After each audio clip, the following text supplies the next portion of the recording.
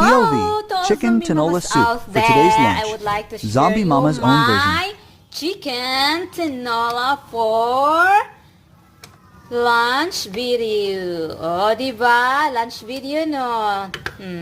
Lunch. For lunch. So, ayan mga kamamis.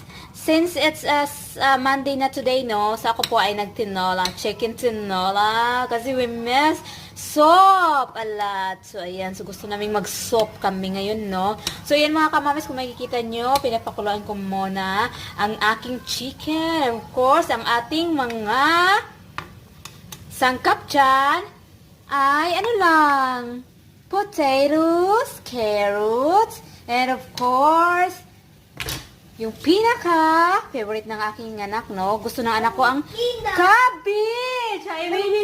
Peanut! Cabbage! So, yan ang ating cabbage, mga kamamis. And of course, lagyan ko rin ng onion. So, that's all. That's it for today. Thank you for watching. Babush!